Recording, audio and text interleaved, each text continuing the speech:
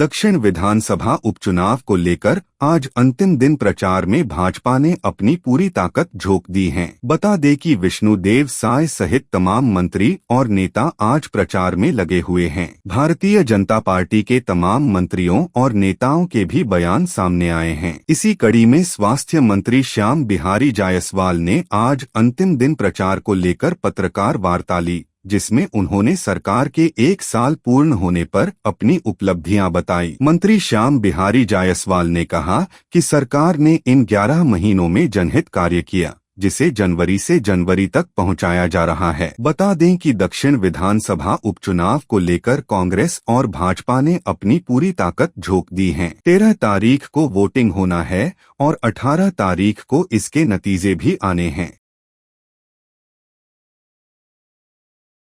प्रचार का समापन का आज आखिरी तिथि और कुछ ही समय बाद हम लोगों के रोड शो प्रारंभ हो रहे हैं, जिसको माननीय मुख्यमंत्री जी करेंगे।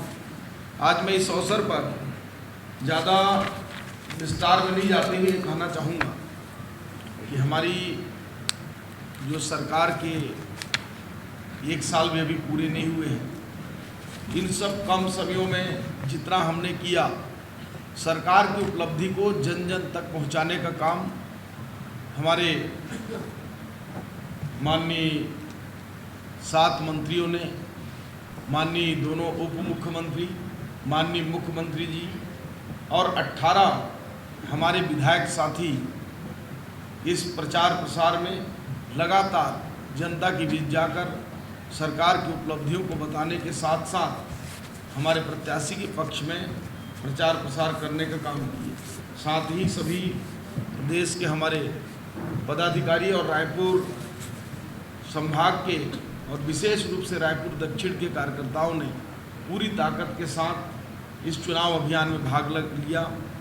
प्रेस और मीडिया के भी साथियों का लगातार सहयोग मिलता रहा।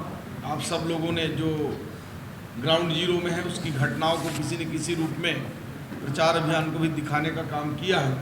तो आज इस अवसर पर सभी को धन्यवाद देने के साथ मैं ये कह सकता हूँ कि हमारी सरकार की जो महत्वाकांक्षी योजनाएं हैं, जो विकास के बलबूते हम इस चुनाव को जीतने जा रहे हैं, हमने अल्प समय में जिस प्रकार से 70,000 माताओं बहनों 70 लाख माताओं बहनों के लिए महतारी बंधन योजना लेकर आए, उसको सफल रूप से हम चला रहे हैं।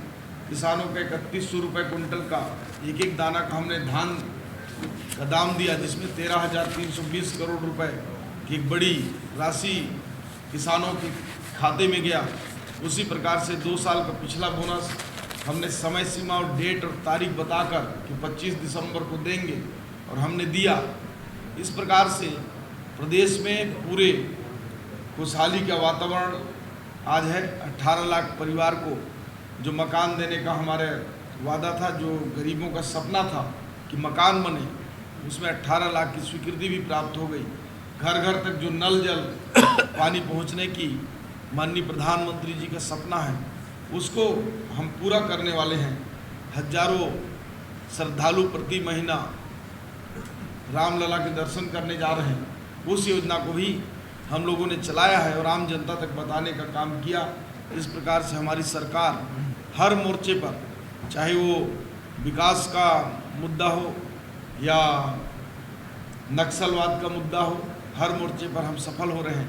नक्सलवाद की मैं बात करूं तो प्रदेश की जनता ये मन में ठान चुकी थी कि नक्सलवाद का खात्मा अब इस प्रदेश में संभव नहीं है, लेकिन विगत 10 महीने में हमारी सरकार ने 200 नक्सलियों को मार गिराया, 800 को सरेंडर कराया, 800 करीब नक्सलियों को उनको गिरफ्तार करके जेल में डाला गया है। इस प्रकार से नक्सलवाद अब अंतिम दम तोड़ रही है, उसको भी बताने का काम आम जनता तक हमारे कार्यकर्ताओं ने, जनप्रतिनिधियों ने किया है। आज पुनः इस अवसर पर आप सभी का मैं हृदय से आभार भी व्यक्त करता हूं, क्योंकि आप सब लोगों के साथ लगातार हमारे नेतागणों के साथ हम लोग थे। और इतना ही कहते हुए अपनी आज की पत्रकार वार्ता को समापन। रायपुर से राघवेंद्र पांडे की रिपोर्ट।